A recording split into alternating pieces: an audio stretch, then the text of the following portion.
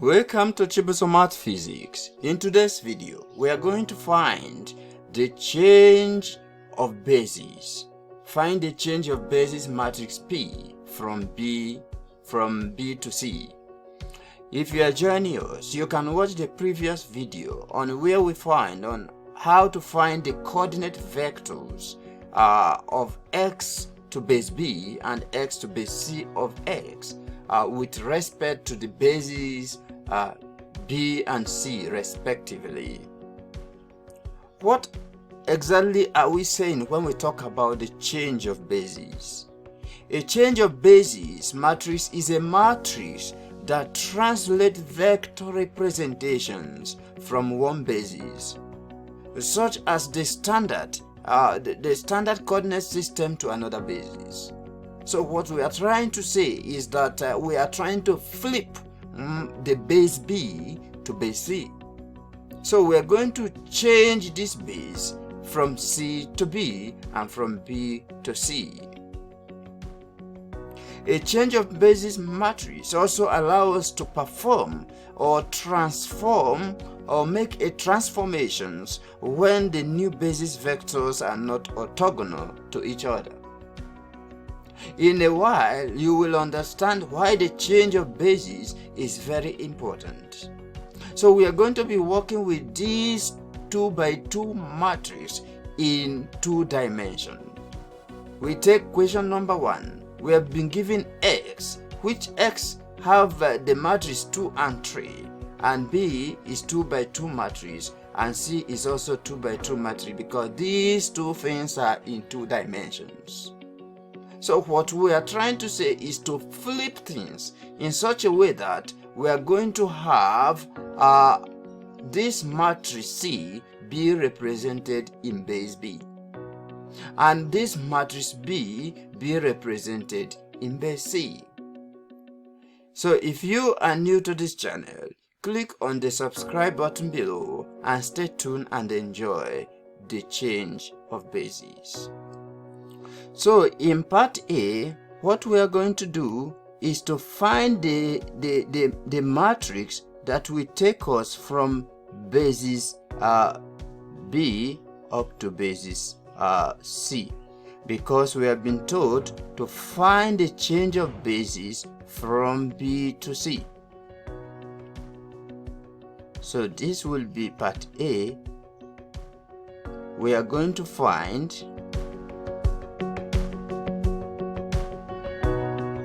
the basis from P that we take on from this basis B up to C, because the question tells us to find a change of basis matrix P from B to C. So this could be just a minute. So in a nutshell, if we try to summarize this in a simple way possible, what we are saying here is that P will be the coordinate matrix that takes us from B to C, and that's exactly what we do when we say find the change of basis from B to C. To start with, we need to form a matrix whose column will consist of the vector in the standard basis. So we need to write the basis we are going to. So to do that, we simply have we know that this will be equal to we are trying to form a column that consists of the vectors in the standard basis. So this could be let's say that we have we are going to B to C, from B to C. So this will be B1. We have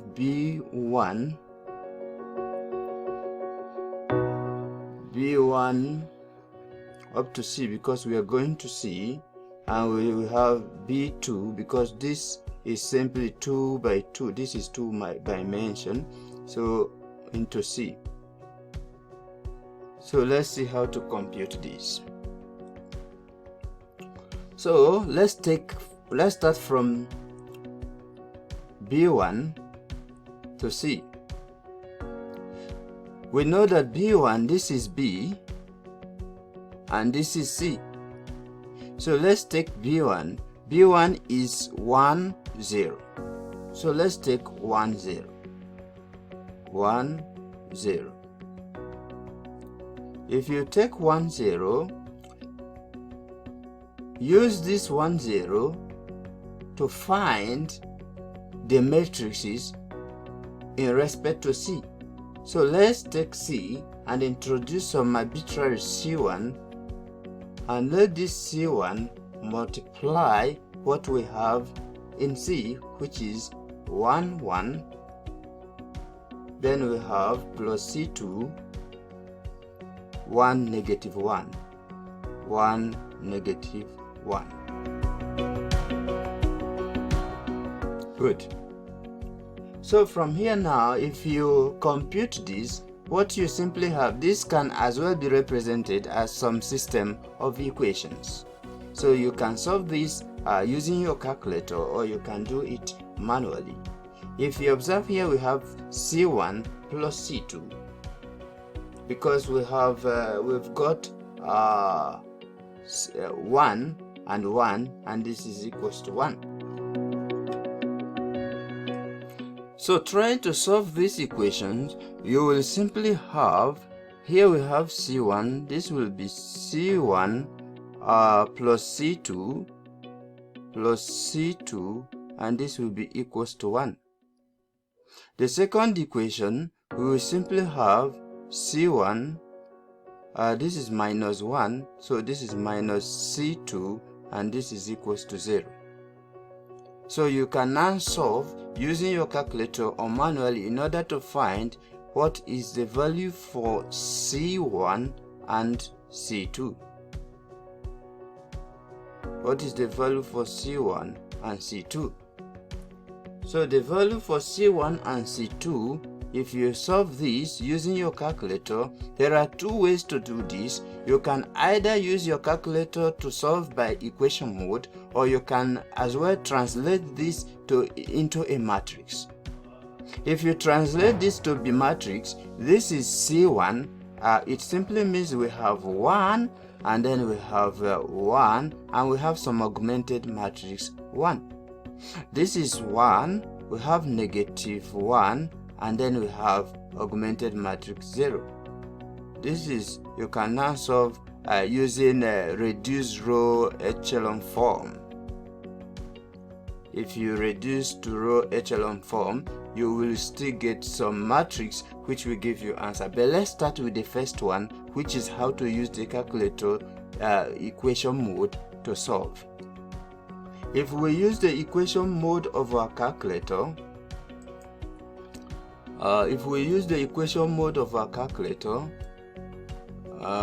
this is our calculator here. You simply go to the equation mode, which is number 5, and you have got this 2 by 2. This is a simultaneous equation. So let's take number 1 and put that value. We simply have 1, and 1 is equal to, let's take this up a bit. 1 is equal to, we've got 1, it is equal to 1. 1 is equal to 1 again. The second one, we have 1 is equal to negative 1. This is equal to 0. So our value for x is a half, and our value for y is a half. So we've got a half and a half. So here C1 is simply going to be a half, 1 over 2, and C2 is also a half. But remember, we are solving only for the first P1 because we are going to solve for B2. Now let's use the row echelon form to solve this. For row echelon form, you will need a more advanced calculator in order to compute this. Otherwise, you might need to do it manually. So I have this calculator, which is a T184 Plus Silver Edition, that will help us to compute the row echelon form. So put the calculator on and then go to matrix.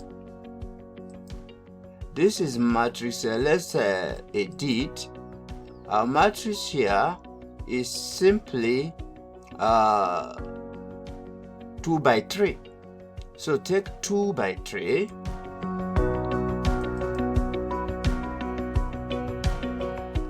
Edit again. This is 2 by 3. 2 by 3. Good. So now let's put the values we have. We have 1, and this is equal to 1 equal to 1 equal to 1 equal to, we have -1 equal to 0. So now you go back to your matrix. Matrix is here. Now let's go to math.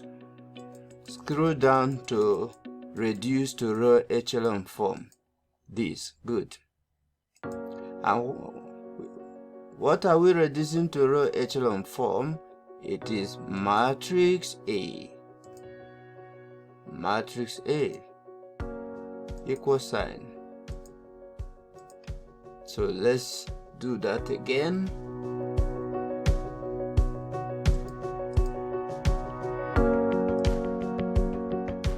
So once we put all the values in the calculator, we'll get this as the augmented matrix, which is 0.5 and 1.0, which will be equal to a half and a half.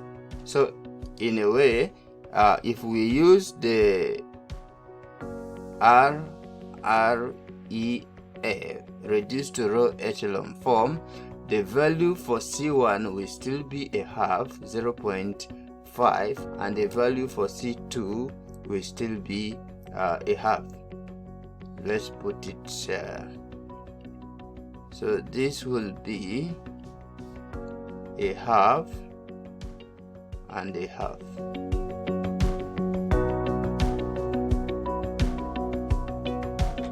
So we are getting the same solution. Now we can solve for B2, because this value here is equal to B2, B1. So let's solve for B2. For B2, we do the same thing we did in B1, so that we have 0. This is 0, 1 for B2, and this will be equal to C1 plus multiplied by C2, which is 1, 1, 1, -1. So that solving this system of equation, we have C1 plus C2 is equals to 0, and then we have C1 minus C2 is equals to 1. So let's solve for C1 and C2 using our calculator again and see what we will get. So just plug that into your calculator using the equation mode. Number 5, take 1. You have 1 is equal to 1 equal to 0 equal to 1 equal to -1 equal to 1. So the value for x is 0 and y is 0. The value for x and y is supposed to be a half and -a half. Since the first one we got half and a half, so let's see what is wrong. 1 1 0 1 -1. Oh, here we're supposed to have 1 1 1. So this will be 1. So that the value for x is a half and y is also a half. Therefore, our final solution for the change of basis from B to C is simply a half a half that we got, and then we have a half and negative a half. And this is how you can